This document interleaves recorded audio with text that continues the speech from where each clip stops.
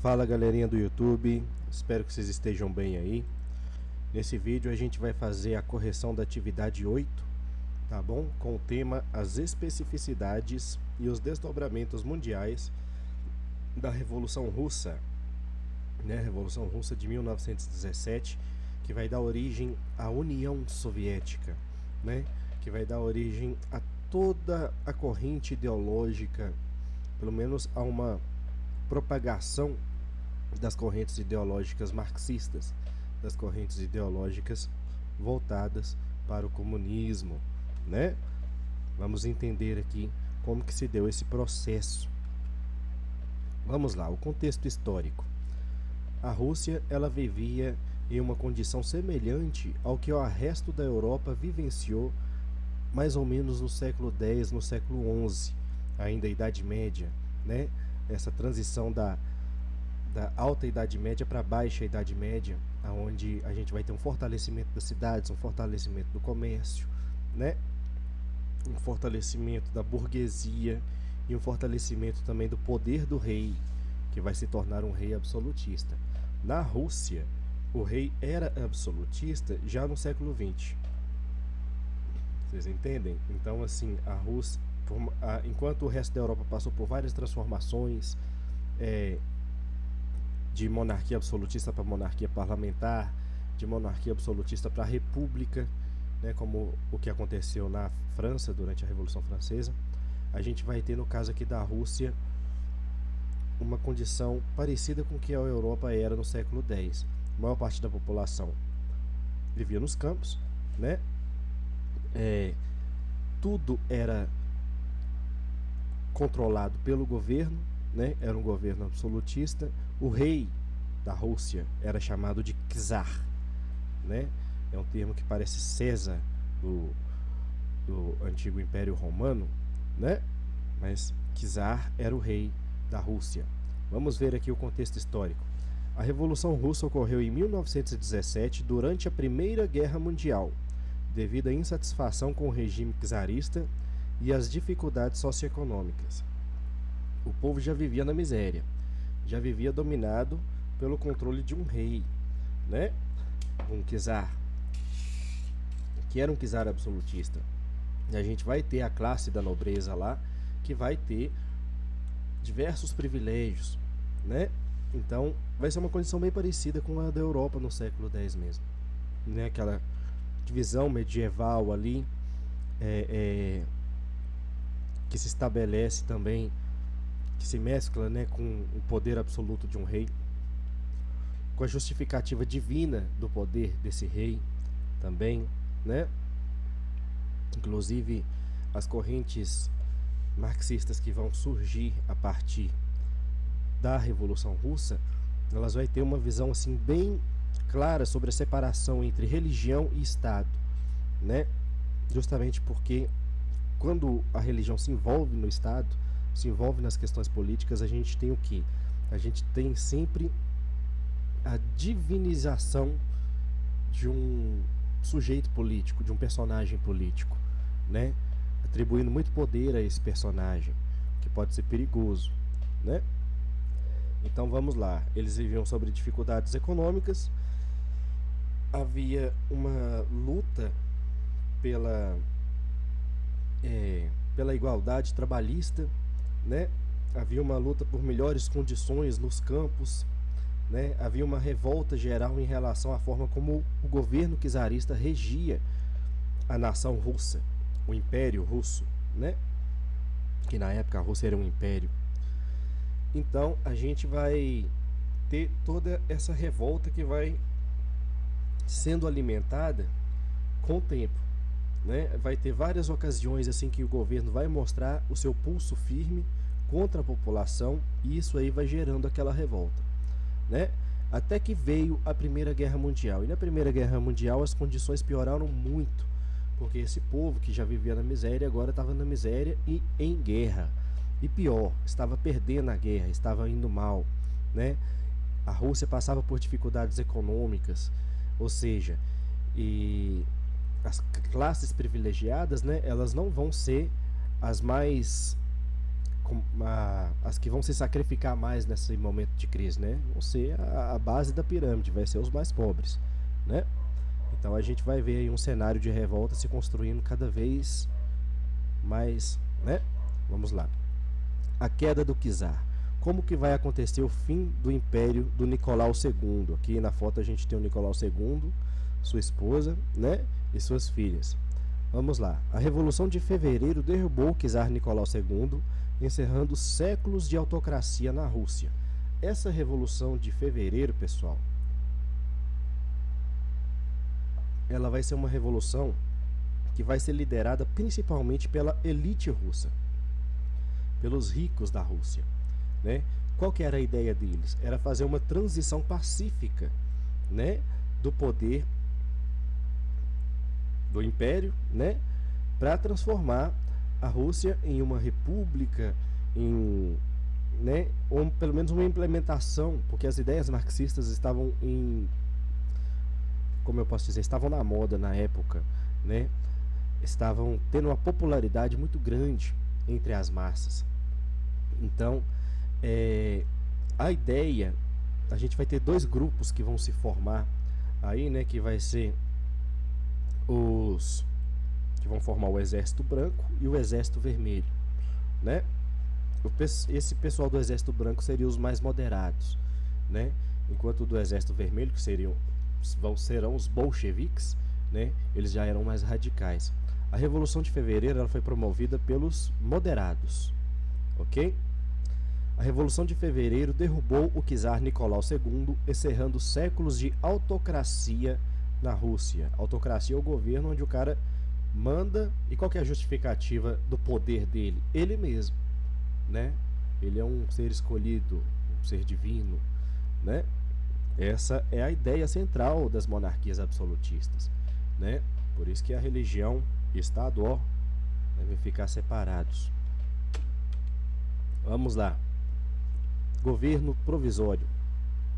O que vai acontecer? Quando esses moderados tomam o poder, eles vão tirar o imperador, né? E vai se montar um governo provisório. Qual que era a ideia? A ideia era colocar a casa em ordem, né? Até que as coisas pudessem ser rearranjadas, né? Um governo pudesse ser montado, pudesse ser solidificado, né? Com um projeto de nação e assim por diante. Após a abdicação do czar, um governo provisório foi estabelecido, mas enfrentou oposição por sua continuidade na guerra e a incapacidade de resolver crises internas, né?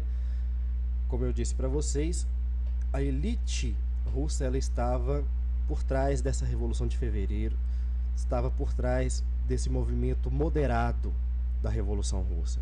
O movimento mais radical, que serão os bolcheviques, ok?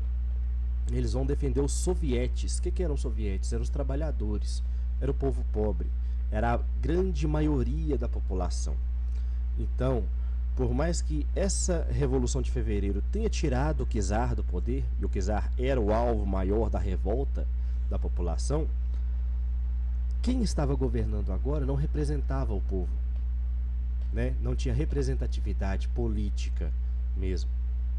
Essa representatividade estava concentrada na mão dos bolcheviques, ok?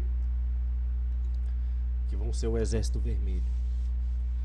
Então a gente vai ter duas revoluções, uma em fevereiro e outra em outubro do mesmo ano, 1917, ok? A de fevereiro foi promovida pelos moderados.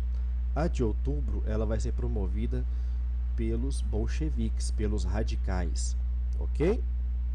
Então a gente vai ter essa situação, os ricos agora no poder, sem um projeto de nação que pudesse agradar a essas classes que durante séculos foram oprimidas por esse sistema do chamado Império Russo, né?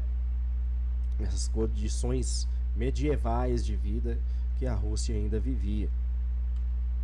Sovietes, como eu disse para vocês, sovietes são quem? São conselhos de trabalhadores e soldados, conhecidos como sovietes. Começaram a exercer grande influência política, desafiando o governo provisório. Um dos princípios do comunismo é o quê? É o fim da propriedade privada. Ou seja, os meios de produção, que seriam as fábricas, que seriam as terras, né, de plantio, né, as terras de safras, né, para exportação. Então, os meios de produção, eles são uma propriedade privada, ok? No caso aqui da Rússia, eles eram uma propriedade do Estado, do governo, né? Mas as classes mais dominantes tinham vastas posses de terra dentro do Império Russo. E isso vai começar a gerar a revolta das pessoas. E as ideias marxistas, que defendem o fim da propriedade privada, que defendem a instalação de uma ordem baseada na propriedade coletiva, né?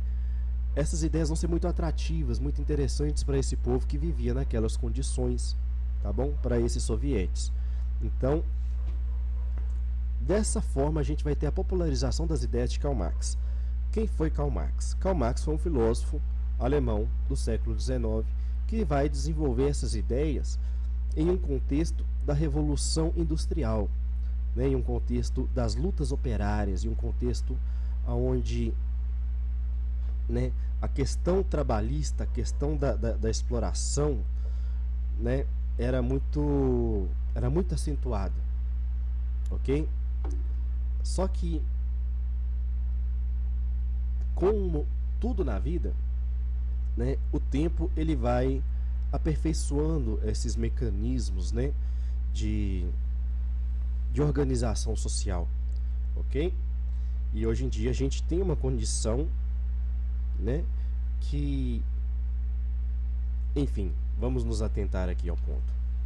Os bolcheviques, que eram os radicais, né, eles eram liderados por Vladimir Lenin, esse cara aqui da foto, né?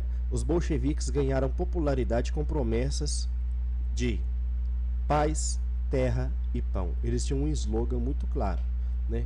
Paz é o quê? É tirar a Rússia da guerra. Por que a Rússia, apesar da Revolução de Fevereiro, não saiu da guerra? Porque se ela saísse da guerra naquele momento, ela ia perder muitos territórios. Então, muitos territórios russos estavam sendo dominados por nações rivais, certo? Então, a Rússia, saindo da guerra, ela está desistindo da competição, ela está perdendo esses territórios, né? Então, para evitar perder esses territórios, a Rússia estava adiando a saída da guerra, né? Ela queria, de alguma forma, negociar a posse daqueles territórios, né? Pelo menos era isso que o governo moderado, né, da Revolução de Fevereiro tinha em mente. Mas seus planos duraram pouco. Então, paz era o quê? Era a Rússia sair da guerra. Terra era uma reforma agrária.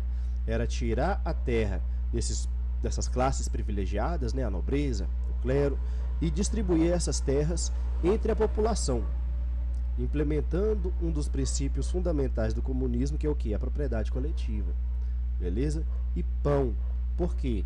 Porque a Rússia passava por um momento de crise de alimentos mesmo muito grande. Ela já vinha passando por alguns invernos difíceis, né? A produção da Rússia estava cada vez mais precária. Nesses momentos de crise, né, a gente vai ter não só os fatores naturais, né, como eu disse para vocês, dos invernos, mas a gente vai ter também os fatores políticos, uma vez que não há investimento do Estado no setor agrário, no setor de, tipo assim, de gerar mais alimento para poder alimentar o povo, né? O interesse todo do Estado está voltado para quê? Para a guerra. Estamos num contexto de Primeira Guerra Mundial. Então, a fome, ela vai ser, como se diz, o combustível da revolta do povo. É o que vai manter as massas assim incendiadas. E é sobre essa pólvora de revolta que os bolcheviques vão fazer o seu discurso, vão fazer a sua política e vão fazer o seu projeto de dominação da Rússia. Beleza? Vamos lá. A Revolução de Outubro vai ser a revolução onde os bolcheviques tomam o poder dos moderados. Os radicais tomam o poder dos moderados. Agora a gente vai ter um ponto de virada muito importante dentro do processo da Revolução Russa. Em outubro de 1917, os bolcheviques tomaram o poder em um golpe de Estado, estabelecendo um governo socialista. O que isso quer dizer? Quer dizer que os princípios do socialismo vão ser seguidos à risca. Então, Os ricos, eles vão ter suas propriedades tomadas. As terras dos nobres, da igreja, vão ser todas tomadas e distribuídas entre a população. Só que quem é que vai fazer a gestão dessas posses, dessas propriedades, desse patrimônio que antes era de classes privilegiadas, antes eram de classes ricas, e agora está na mão de quem? Está na mão do governo. E o governo que decide. No caso, quem é o governo agora? Os bolcheviques. Então os bolcheviques decidem aonde que cada parte, né, desse valor que foi saqueado, que foi adquirido, enfim, que foi angariado após a Revolução de Outubro, como que esse valor vai ser empregado? Quem vai decidir isso serão os bolcheviques, ok? Quando acontece a Revolução de Outubro, a gente vai ter início a uma guerra civil, que é o quê? Os moderados, eles vão ser expulsos do poder, mas não vão aceitar isso facilmente, né? E aí a gente vai ter uma guerra civil, que é o quê? Uma guerra interna entre dois grupos da mesma nação, que são, no caso, o Exército Vermelho, representado pelos bolcheviques, e o Exército Branco, representado pelos moderados. Foi a Guerra Civil Russa. A tomada bolchevique levou à Guerra Civil Russa, que vai durar de 1917 a 1923. Veja bem, essa Guerra Civil ela vai durar mesmo depois do final da Primeira Guerra Mundial. Essa guerra ela ainda vai acontecer. A Primeira Guerra Mundial acaba em 1918.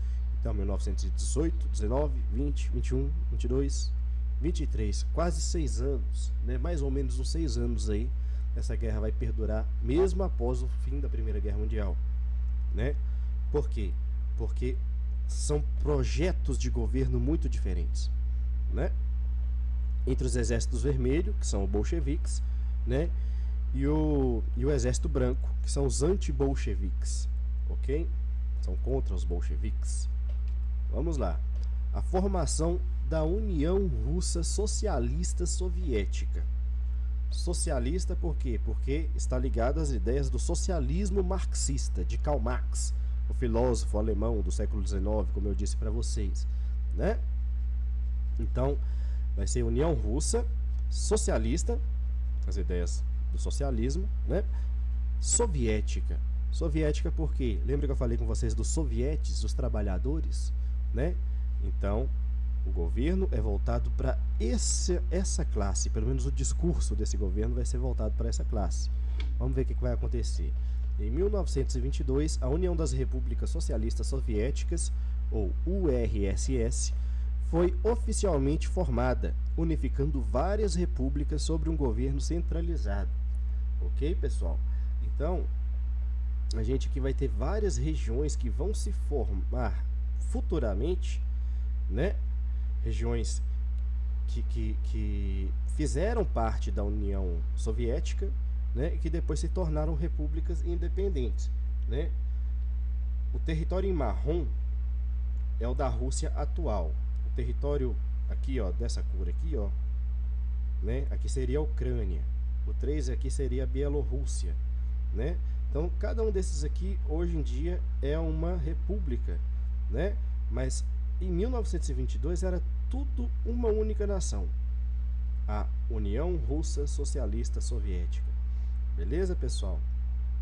Por isso que hoje a gente ainda tem muitos conflitos nessas regiões aqui, ó, que tem um passado ligado à União Soviética. Por quê? Porque o governo do Putin, ele tenta de alguma forma reconstruir não só a glória da União Soviética, mas também a glória do Império Russo, né? Que o Império Russo, por que ele vai durar tantos séculos? Porque era um império muito rico, né? E a gente sabe que quem tem poder consegue se manter no poder, né? Ou pelo menos tem vantagem na disputa, ok? Então vamos lá. Em 1922, a União das Repúblicas Socialistas Soviéticas foi oficialmente formada, unificando várias repúblicas sobre um governo centralizado, no governo soviético. Beleza? A economia planificada. A União Russa Socialista Soviética adotou uma economia planificada centralmente, abolindo a propriedade privada e nacionalizando as indústrias e terras, ou seja, tudo que era propriedade privada antes, tudo que antes havia um dono, não tem mais. Agora é tudo propriedade do governo, certo? E os bolcheviques vão controlar todos esses recursos. Vamos lá.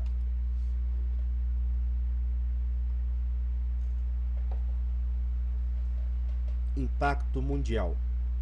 A Revolução Russa inspirou movimentos comunistas globais, influenciando a política de muitos países e contribuindo para a formação do Comintern.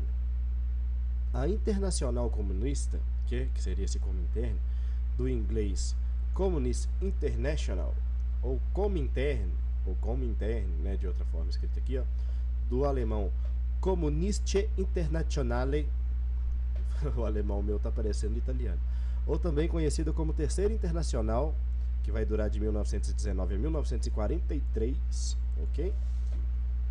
Foi uma organização internacional fundada por Vladimir Lenin e pelos PCUs em março de 1919 para reunir partidos comunistas de diferentes países. Então, qual que era a ideia, pessoal? Era expandir ao máximo possível a influência da União Soviética, a influência política do discurso soviético, do discurso socialista, né, pelas nações do mundo, ok? Isso aqui a gente vai ver um contexto muito parecido, né, com que a gente, essa explicação aqui, ela meio que ilustra o que vai acontecer durante a Guerra Fria, né, que vai ser a disputa entre a União Soviética e os Estados Unidos, ok? Entre o comunismo e o capitalismo. Vamos lá, galera. Os acordos de paz. A Rússia assinou o Tratado de Brest-Litovsk com a Alemanha em 1918, retirando-se da Primeira Guerra Mundial, mas cedendo grandes territórios. Então, pessoal, quando a Rússia sai da Primeira Guerra Mundial, né, em 1918, a gente vai ter a Rússia perdendo muitos territórios. Lembra que eu falei com vocês que em 1917, na Revolução de Fevereiro, os moderados não queriam sair da guerra de imediato? Eles tinham interesse de sair da guerra, sim, porque era muito custosa, né, gerava muitos gastos, não tinha aprovação popular, né, o povo era contra essa guerra. Só que, saindo da guerra, eles perderiam territórios. E em 1918, quando os bolcheviques assumem o poder, eles saem da guerra. Só que eles saem da guerra a que preço? Ao preço desses territórios aqui marcados, mais claro, né? A gente percebe que eles perderam muitas terras. Vamos lá. Repressão política. Sobre o governo bolchevique, houve repressão a dissidentes políticos com a criação da Tcheca, a polícia secreta e a perseguição de opositores. Então, pessoal, um dos princípios das ditaduras, né, como eu já falei com vocês, é o que? É o controle da oposição, né? É manter a oposição como uma voz ao fundo, porque o discurso popular, ele tem que ser uníssono. As pessoas têm que ter um coro, né, em relação à opinião, que é o que? A opinião que o governo diz que elas devem ter, ok? Então vamos avançar aqui. Aqui é uma foto do Vladimir Lenin, né, fazendo um discurso. Nova política econômica, NEP.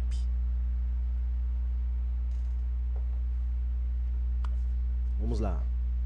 Implementada por Lenin em 1921 como solução temporária para os problemas econômicos pós-guerra civil, ou seja, após em 1921, né, já aqui no final da Guerra Civil, os bolcheviques já se perpetuando no poder, né, e o Exército Branco com alguns dissidentes ali, né, pouca resistência ali, mas já derrotados, né? A gente sabe que vai durar até 1923, mas em 1921 a gente já tinha um cenário muito bem estabelecido dos bolcheviques dominantes, né? E em 1921 a gente vai ter a implementação da nova política econômica por Lenin. Qual que era a ideia? Implementar alguns princípios do capitalismo, né, para a economia dar aquela fortalecida, dá aquela tonada, sabe? Que nem quando você adota um gatinho que tá magrinho, aí você vai lá e alimenta ele, dá uma ração, dá uma vitamina, ele vai lá e fica gordinho. A ideia era mais ou menos isso aí, beleza? Por um instante, né? Depois você vai lá e dá a ração normal, que a ideia dos bolcheviques era essa. Vamos adotar um pouquinho dos princípios capitalistas, dar uma fortalecida, dar uma moralzinha, né, para nossa administração, para o povo ver que a gente, né, é melhor que o anterior, é melhor que o imperador, né, é melhor que os moderados, né? Vamos lá, só para a gente ganhar uma moralzinha com a galerinha. Essa era a ideia da nova política econômica, né? Implementada por Lenin em 1921 como solução temporária para os problemas econômicos pós-guerra civil, a nova política econômica, NEP, permitiu práticas de mercado como propriedade privada de pequenas empresas e uso de moeda, ok? Apesar de revitalizar a economia com o aumento da produção, a NEP foi apenas uma medida provisória. Em 1928, Stalin, né, vai durar 7 anos essa NEP aqui, Stalin abandonou e implementou a industrialização acentuada e a coletivização da agricultura, marcando o retorno à economia centralizada e socialista. Então, pessoal, agora as terras são do povo. Mas o que é o povo? É o governo. Então as terras não são do povo, são do governo. Mas o povo pode viver nas terras, desde que produza bastante para que possa vender, para que possa comercializar, para que possa fortalecer a economia soviética. Tá bom? A morte de Lenin. Pessoal, a Revolução Russa, do lado dos bolcheviques, a gente vai ter dois personagens centrais que vai ser Lenin e Trotsky. Lenin era o cara dos discursos, Trotsky era o cara da estratégia, ok? Quando Lenin morreu, pela lógica, Trotsky deveria assumir. Só que a gente tinha um outro personagem que estava cada vez mais ganhando espaço dentro do Partido Comunista, que era Stalin. Stalin, ele era ambicioso e ele tinha o interesse de ser o novo líder da União Soviética. Quando Lenin morre, o que acontece? Stalin vê isso como uma oportunidade, faz as conexões necessárias e se torna o líder máximo da União Soviética. Nesse momento que Stalin se torna o líder, Trotsky começa a ser perseguido pelo governo de Stalin, ok? Stalin esse aqui, ó, do cantinho. Lenin esse aqui do meio, Trotsky esse aqui, ó. Então, Stalin vai perseguir Trotsky. O que Trotsky vai fazer? Vai se mudar para Cuba, porque Cuba também tinha um regime socialista e ele pediu abrigo lá, pediu asilo político lá. Só que um dia, ele morando na casa daquela artista, eu esqueci o nome dela, Frida Kahlo, né? Vivendo na casa dela lá, junto com o marido dela, tudo lá, vivendo tudo de boa. Ele, a princípio, né, ele estava vivendo com eles, pelo menos para se estabelecer. Depois, imagino que ele deve ter arrumado uma casa, enfim. Em uma entrevista que ele foi dar a um jornalista, né, sobre as condições que ele estava lá e tudo, na verdade, esse jornalista era um espião enviado por Stalin, que matou Trotsky, né, em uma sala onde eles estavam sozinhos. Trotsky estava dando uma entrevista e acabou morrendo com pancadas na cabeça, ok? Essa era uma das características maiores do governo de Stalin, que é o que? A perseguição aos opositores. Beleza, pessoal? E mais uma curiosidade. Vocês estão vendo duas imagens aqui nesse slide, né? Nessa primeira imagem a gente tem uma foto, né, de Stalin, Lenin e Trotsky. Essa foto não aconteceu, ok? Nessa foto a gente vai ter o que? A gente vai ter Stalin e Trotsky. Perdão, Lenin e Trotsky. Essa parte da foto aqui é de verdade. Como que o Stalin veio parar aqui? E por que o Stalin veio parar aqui? Primeiro, quanto mais o Stalin criasse imagens, criasse símbolos dele próximo a Lenin, mais ele teria o reconhecimento do povo como sucessor de Lenin. Compreendem? Então a gente tem algumas obras que vão ser criadas por mando de Stalin, para que o povo pense assim: não, eu sou o sucessor de Lenin. Apesar de ele e Lenin não terem tido o menor relacionamento, o menor contato, né? A ascensão de Stalin, ela se deu de forma independente e alheia a toda o histórico político do Lenin, ok? Mas essa perspectiva dele como sucessor de Lenin foi algo criado, foi algo artificial, algo intencional promovido pelo Lenin, beleza? Então a gente vai ter essa foto, a gente vai ter essa pintura aqui do lado, né? Veja só, Lenin e Stalin com o mapa da Rússia, planejando o futuro, planejando o melhor para o povo russo, né? Veja, mais um dos princípios aí das ditaduras é o que? O culto ao líder, né? Vamos lá, em 1924, Lenin morreu levando a uma luta pelo poder dentro do Partido Comunista, culminando na ascensão de Joseph Stalin, ok? Vamos continuar aqui.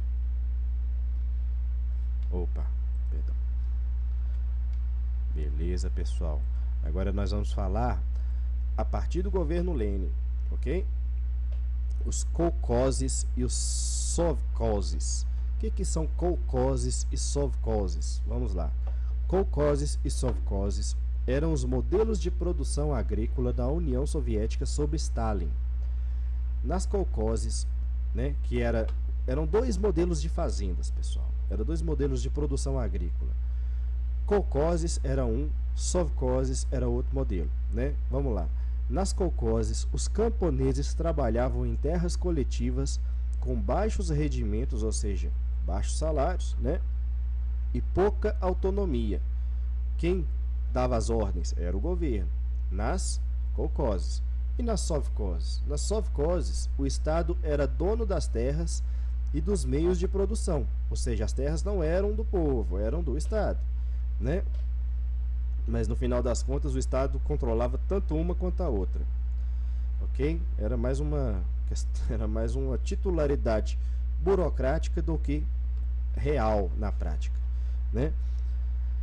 Nos sovkhozes, o Estado era o dono das terras e dos meios de produção, e os trabalhadores eram assalariados, com maior produtividade, mas ainda com condições precárias.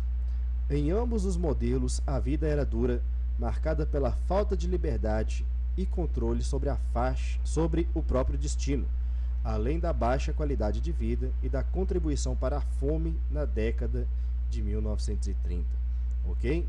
Então a gente vai ver aqui mais uma vez a fome sendo um problema no território russo, ok?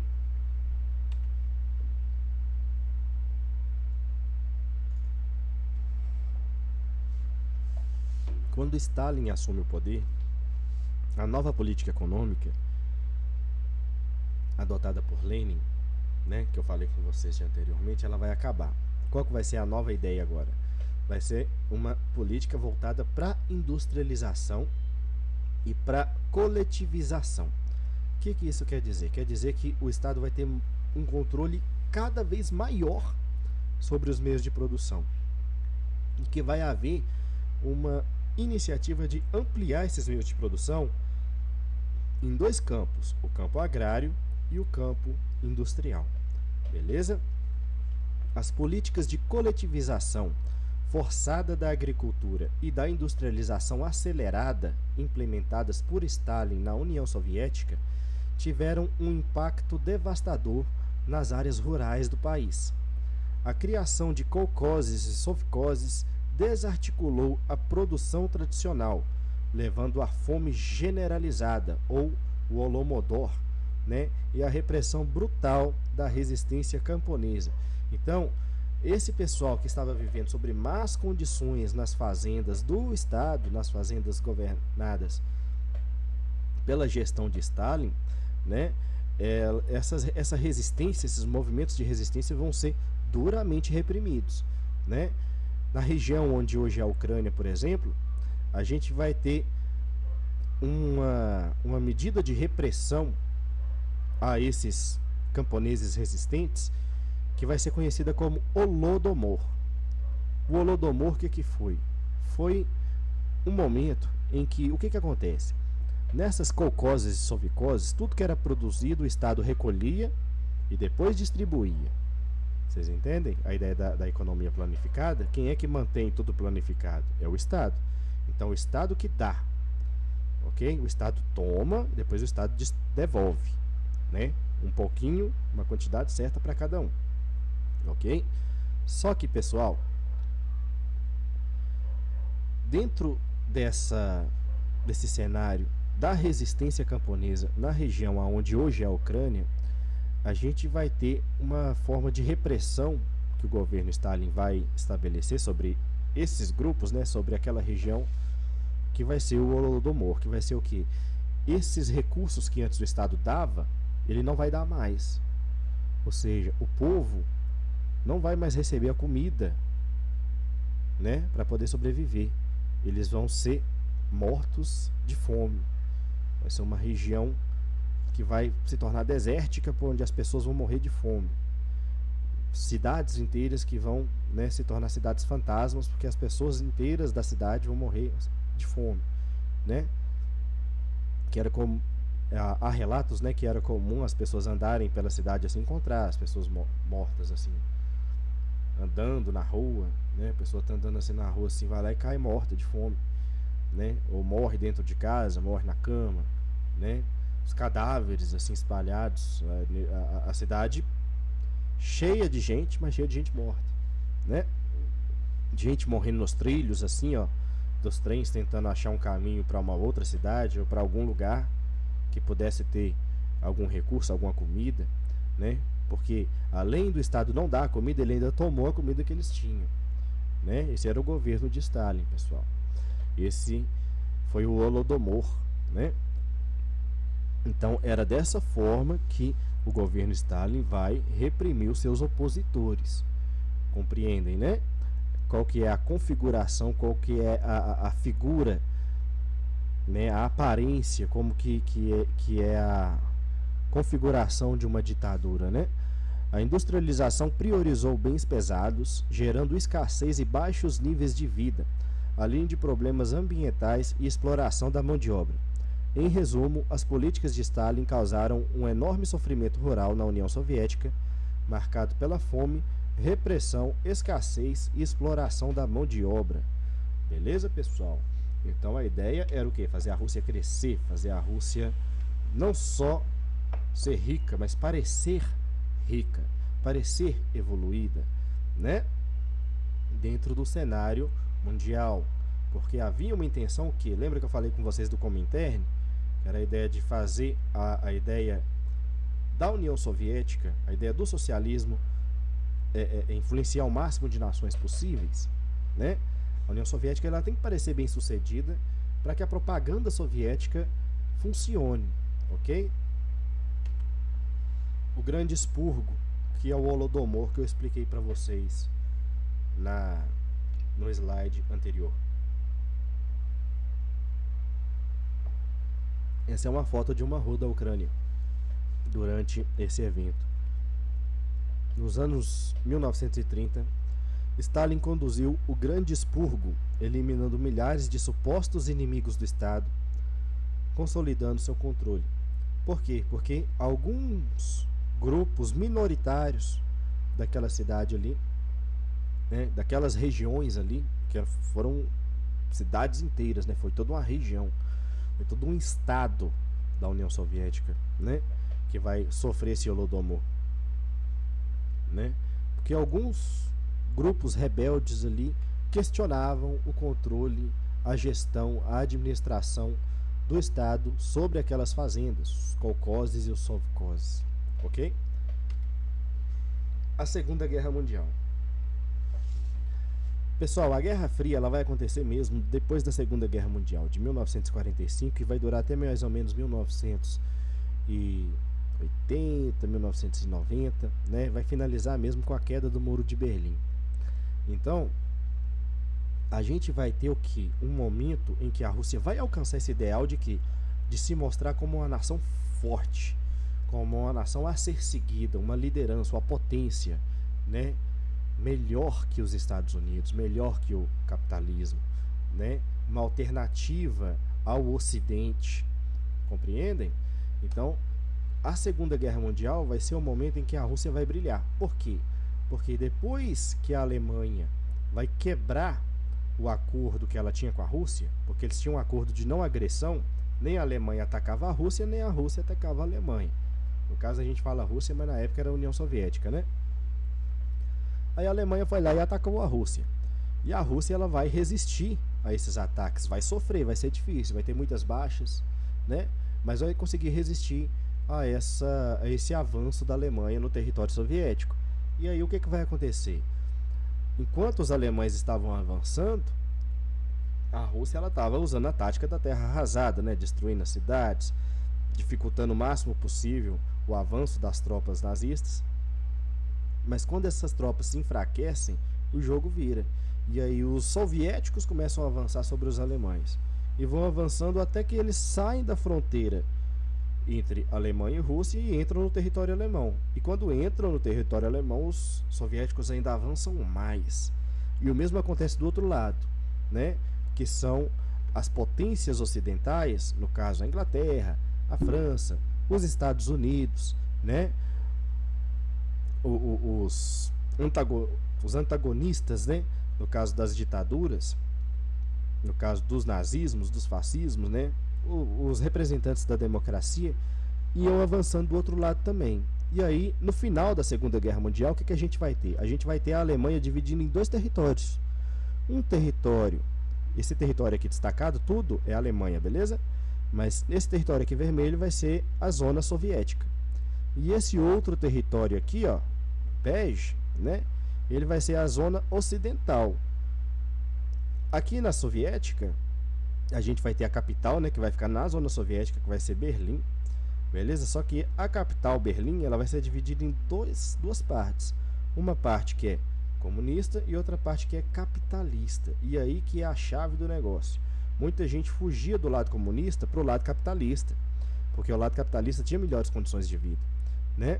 E tinha a questão dos familiares também, né? Pessoas que eram, né, próximas, que foram separadas pelo Muro de Berlim. E aí o que aconteceu? Para evitar essa movimentação, eles vão construir o muro, né? Que é o Muro de Berlim, que vai dividir a cidade de Berlim, a capital, beleza? A capital da Alemanha. Então, todo esse território vermelho vai ser território da zona soviética, dominado pelo governo soviético, pelo governo de Stalin, né? Aqui essa região aqui, ó, mais escura é Berlim, que vai ser dividida em duas partes, uma comunista e outra capitalista. Então vai ter uma ilhazinha capitalista dentro do território comunista. Vocês entendem?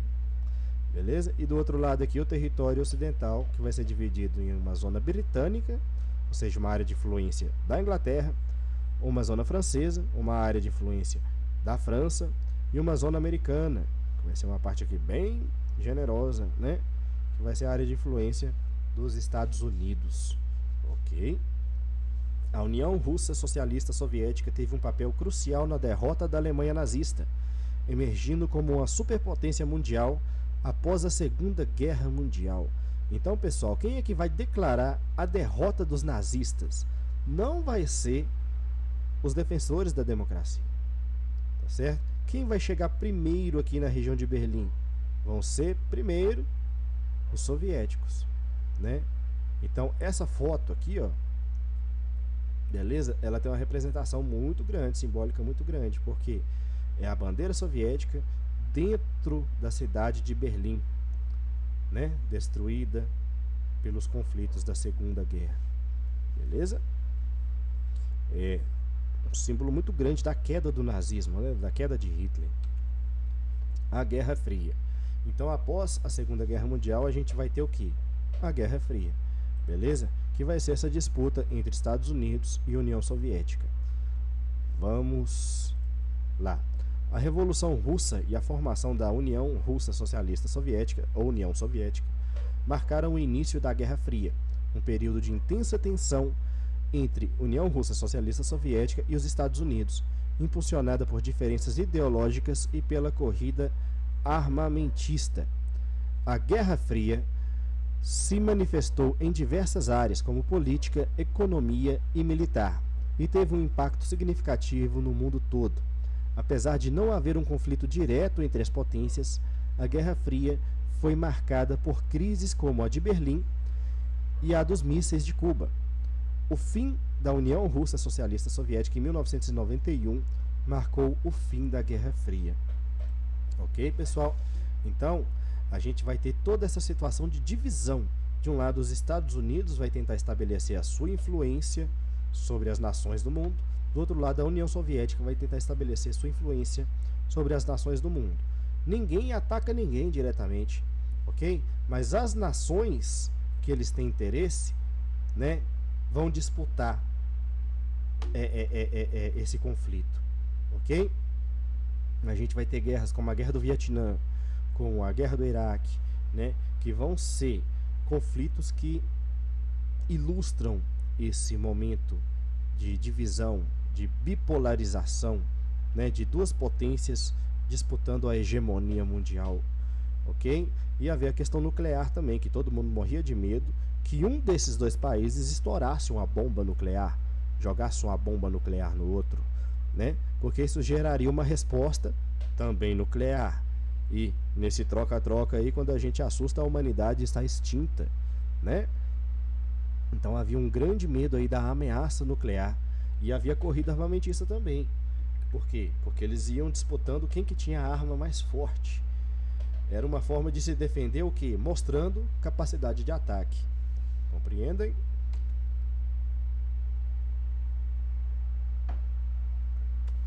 Agora uma das partes legais. A espionagem e a propaganda. Pessoal, esses países, eles estavam sempre disputando, né, por popularidade, por engajamento. Hoje em dia nós não vivemos nas redes, a gente não vê isso acontecendo. Nessa época acontecia algo assim. Só que os meios, os veículos de comunicação eram os jornais, eram a TV, ok? Perdão. E essas nações, elas estavam sempre especulando umas às outras. Os Estados Unidos querendo saber quais eram os podres da União Soviética, a União Soviética querendo saber quais eram os podres dos Estados Unidos, ok?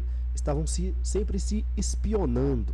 Então haviam duas agências de espionagem que eram as mais poderosas do mundo, né? Que é a CIA dos Estados Unidos e a KGB da União Soviética, beleza? E qual que era a ideia dessa espionagem?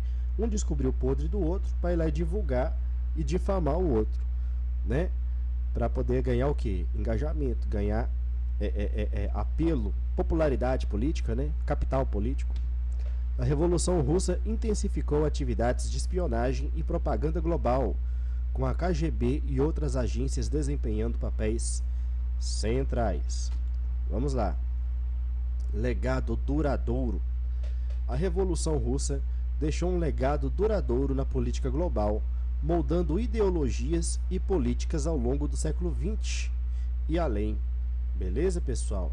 E uma das coisas aqui, ó, que eu trouxe até uma matéria aqui pra gente fazer uma reflexão. Ó, nostalgia russa pela antiga União Soviética reforça o poder de Vladimir Putin.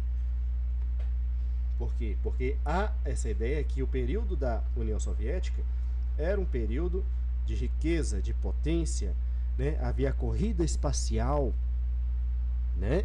Que a gente não pode esquecer, durante a Guerra Fria ocorreu a corrida espacial, onde o homem chegou à Lua, né? Mas antes disso, antes do americano chegar à Lua, já havia soviéticos na órbita da Terra, né? Já havia uma cachorrinha soviética que foi mandada também, acabou falecendo, né? Meus pêsames aí aos familiares. Vamos lá. Pesquisa analisa o fenômeno saudosista da nostalgia soviética. O que é a nostalgia? É quando você fica lembrando daqueles tempos que passaram, né? Ai, como bom mesmo era antigamente, né? Essa nostalgia soviética, a vontade, a saudade da União Soviética, que impacta toda a produção cultural da Rússia e é usada como instrumento de poder pelo presidente russo, pelo Vladimir Putin. Vladimir Putin, ele tem um apelo muito grande, quer dizer o quê? Em 1991, quando derrubaram o Muro de Berlim, quando a Rússia cedeu espaço para o capitalismo, para, né, para um governo mais próximo ao das democracias, para a ordem capitalista, né, ela estava regredindo, né? Então, que esse líder, esse Vladimir Putin, seria o responsável por levar a Rússia de volta aos momentos de glória, né, aos bons tempos, aos tempos áureos, né? Então essa nostalgia vai ser um fator fundamental que vai explicar por que as pessoas seguem um cara como Vladimir Putin, que invade um território, que gera genocídios, né, que faz todo tipo de destruição, né, sobre vidas humanas, vidas inocentes, né, e esse cara ainda tem um apelo popular gigantesco, né? Claro, as eleições são manipuladas, há a perseguição aos opositores, tudo isso, não estou negando nada disso, mas o apelo popular que ele tem, principalmente por esse discurso da nostalgia russa, da nostalgia soviética, né, é um elemento fundamental para explicar por que esse cara está há décadas no poder. Vamos aqui fazer os exercícios então, né, pessoal, da atividade 8, após essa longa explicação, ok? Estamos aqui já em 51 minutos de vídeo. Vamos lá, força na peruca, galera, desanima não. Questão 1. Qual foi o contexto histórico que levou à Revolução Russa de 1917? O que a gente poderia estar respondendo nessa questão? A Revolução Russa de 1917 ocorreu durante a Primeira Guerra Mundial, motivada pela insatisfação com o regime czarista e pelas dificuldades socioeconômicas que afligiam a população russa.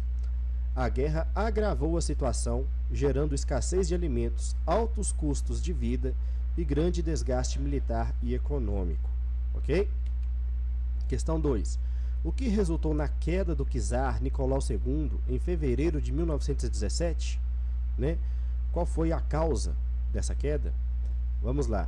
A Revolução de Fevereiro de 1917 resultou na queda do czar Nicolau II, devido ao crescente descontentamento com a sua liderança autocrática, governo absolutista, né?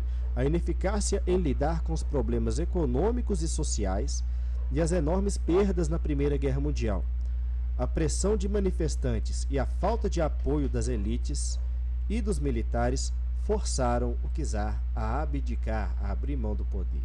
Beleza? Questão 3. Quais foram os principais desafios enfrentados pelo governo provisório após a abdicação do czar? O que a gente poderia estar respondendo, galera? O governo provisório enfrentou a continuidade da guerra, a incapacidade de resolver crises econômicas e sociais e a oposição crescente dos sovietes. A falta de reformas efetivas e a insistência na participação na Primeira Guerra Mundial minaram sua legitimidade e apoio popular. Beleza? A questão 4. Qual foi o papel dos sovietes e dos bolcheviques na Revolução Russa? Lembrem-se, né, da Revolução de Outubro. Os sovietes, conselhos de trabalhadores e soldados, ganharam grande influência política ao desafiar o governo provisório. Os bolcheviques, liderados por Vladimir Lenin, prometeram paz, terra e pão e obtiveram apoio popular. Essa combinação de apoio e influência permitiu aos bolcheviques liderar a Revolução de Outubro e tomar o poder. Beleza? A questão 5 aqui, galera. Como ocorreu a Revolução de Outubro de 1917 e quais foram seus resultados imediatos? O que a gente pode estar respondendo, pessoal? A Revolução de Outubro de 1917 ocorreu quando os bolcheviques, liderados por Lenin, tomaram o poder em um golpe de Estado, derrubando o governo provisório. Eles estabeleceram um governo socialista e começaram a implementar reformas radicais, incluindo a retirada da Rússia da Primeira Guerra Mundial. Ok? A questão 6. Quais foram as causas e consequências da Guerra Civil Russa? O que a gente pode estar respondendo na 6, pessoal? A Guerra Civil Russa, que vai durar de 1917 a 1923, foi causada pela resistência ao novo governo bolchevique por parte das facções, incluindo os brancos, né, que eram monarquistas, defensores da volta do rei, da volta do Nicolau, do czar, né? Os liberais, que defendiam um regime capitalista, e os socialistas moderados, que defendiam o quê? Que o país passasse por um momento capitalista, mas que depois fosse implementado um comunismo, né? Um comunismo menos centralizado no controle do Estado, né? Mas enfim, se isso aconteceria mesmo ou não, só Deus sabe. E forças estrangeiras. Então a gente vai ter os brancos de um lado, né, que vão ser os moderados, né? Pelo menos o pessoal que queria que o czar voltasse, apoiado pelo lado ocidental, né? Pelos países, pelas democracias, enfim, pelas nações ocidentais. E do outro lado a gente vai ter os bolcheviques, que vão ser os radicais, né? O Exército Vermelho, o pessoal que vai tomar o poder na Revolução de Outubro. A guerra resultou na consolidação do poder bolchevique, porque os bolcheviques vão vencer os brancos, né? Mas deixou o país devastado, com milhões de mortos e grandes danos econômicos. Beleza? Pessoal, eu vou me adiantar aqui, porque senão o vídeo vai ficar gigante. Já está gigante. Vamos lá. Quando e como foi formada a União das Repúblicas Socialistas Soviéticas? O que a gente pode estar respondendo aqui, galera? A União das Repúblicas Socialistas Soviéticas, a URSS, foi oficialmente formada em 1922. Foi uma união de várias repúblicas soviéticas sobre um governo centralizado, estabelecendo um Estado socialista com a intenção de unificar as diversas nações sob a liderança bolchevique. Beleza? A questão 8.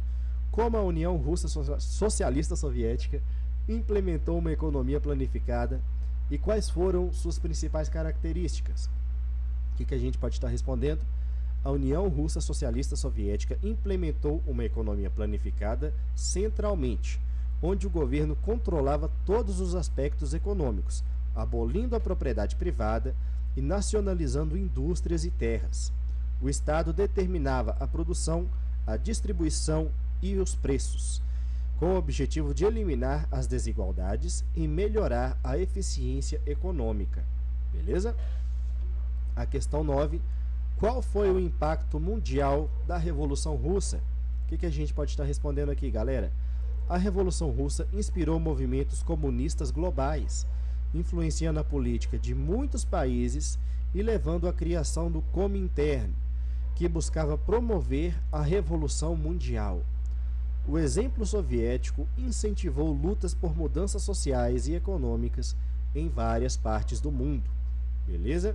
E a última questão aqui, pessoal. Qual foi o legado duradouro da Revolução Russa? O que a gente pode estar respondendo aqui? A Revolução Russa deixou um legado duradouro na política global, moldando ideologias e políticas ao longo do século XX e além.